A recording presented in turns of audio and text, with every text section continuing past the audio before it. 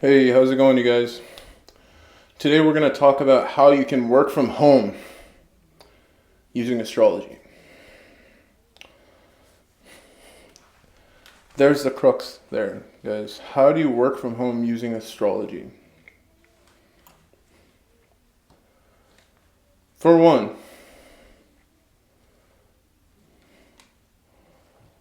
the best way to manage to do that would be to know your Saturn. How's your work ethic? Do you work by being a really good communicator? Do you work by preaching to people? Do you work by keeping your head down and doing your work? All this stuff can be done from home. No one would be the wiser.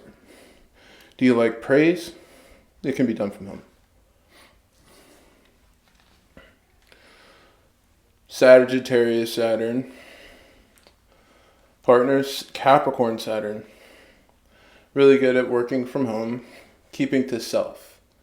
Focusing on self, knowing that it's important to work from center. Me, working from self, expressing outwards effortlessly with little to no doubt. There's differences.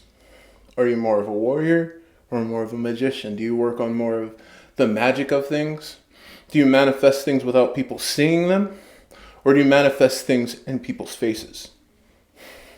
Even though I don't like it, I'm the type of person that manifests stuff in people's faces. I used to play guitar. And I enjoyed the fact that I could play guitar by myself for hours and hours and no one would know.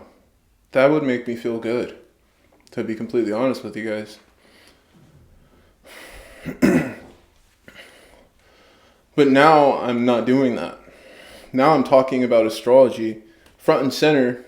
Everything I do, you guys know about. And I haven't really adjusted to that yet, but I know I will because my Saturn says so. My Leo moon says so. It says, as long as I stay prideful, as long as I hold to my vision, as long as I hold to my idea of helping people relate, then I can grow in this light, with no doubt whatsoever.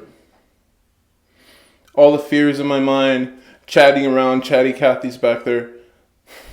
Everyone has those. Cat down the world has those. Your mom, your dad, your sister, your brother has those. Everyone has those. They come and they go. Action driving out said fear.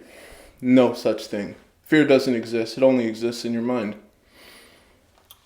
Check it. Check it, guys. Check out your Saturn and your 10th house. Your 10th house is your midhaven, your MC, which has to do with your work ethic.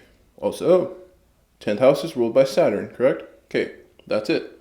So you use your Saturn energy, 10th house and Saturn together as one. And you use that to understand who you are. Who are you? Who are you? And if you need balance, if you feel nervous and you don't understand, look at your moon.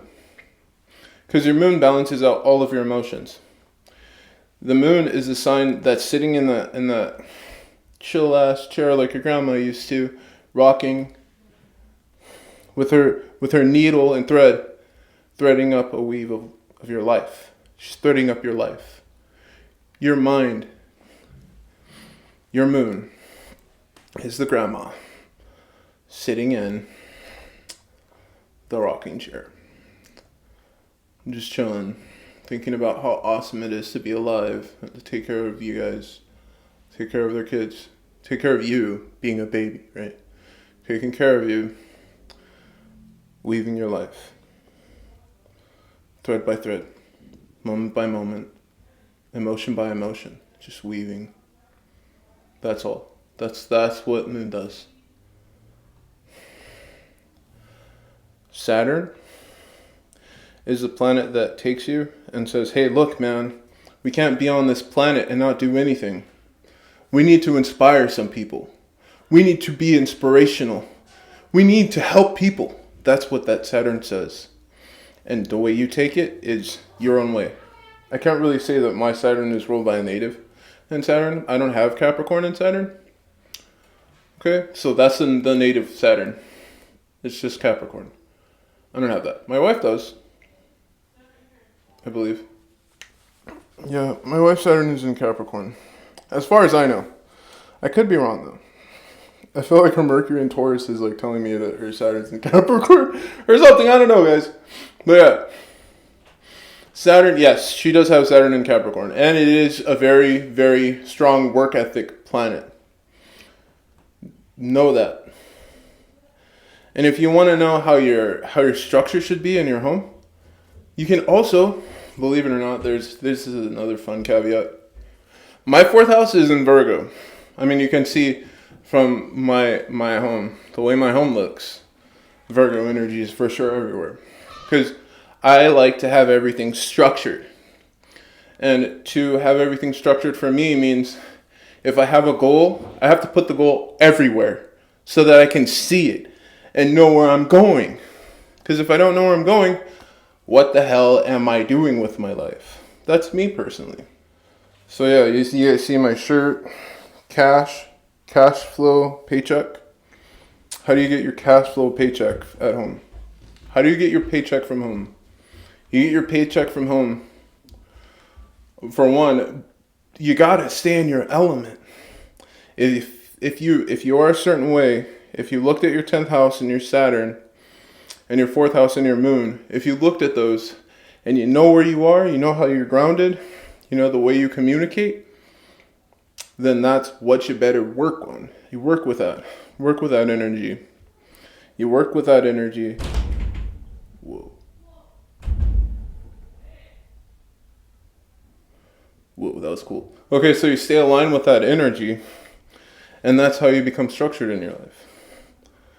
Saturn and moon, guys. For cash flow, Saturn and moon. Saturn and moon, okay. So that's perfect for this picture on the shirt, actually, because we have a house and then we have cash. So Saturn energy is going to be taking care of the money, right? The 10th house, Saturn energy is taking care of the money. And then the 4th, moon energy, is taking care of the home. You have to have both in alignment. You have to create a launch pad so that when you start building your rocket of life, it structures itself in a way so that it doesn't fall apart. I had this trip of a little bit ago, and what happened in the trip is I closed my eyes, and this energy, this mental idea, it transferred to me, okay? And it was like this. You create your life like this, guys. First, you have an emotion. And then the emotion becomes passion. And that's when it starts to fuse. The emotion and the passion fuse together. And then you're lost. And then you fuse the emotions and the passions back together. And then you have the structure that you let go. And the structure is supposed to stay there. If that structure stays there, then you can build on the next piece. Passion, emotion. You build that piece. And then you have the same passion, emotion, and you build another piece connected to the other piece. And you just do that with your whole energetic field. And then what you have at the end of that is bliss, my friends. That's how you find bliss. You have to connect every emotion and passion together. You have to connect every masculine energy, every feminine energy, every wizard energy, every warrior energy together. And you just create structures. And eventually, what happens in your life is everything flows, man. Once everything starts to flow, nothing is off limits. But until you get those emotions and those passions together fused, there is nothing. You have to start somewhere. You start with your emotion and your passion. Period. That is how everything starts. You can't start a damn thing, trust me, without emotion and passion. If you have too much passion, you're not going to get started. If you have too much emotion, you're not going to get started. You have to have the right amount of both. And that creates this spark. And that spark creates a fusion.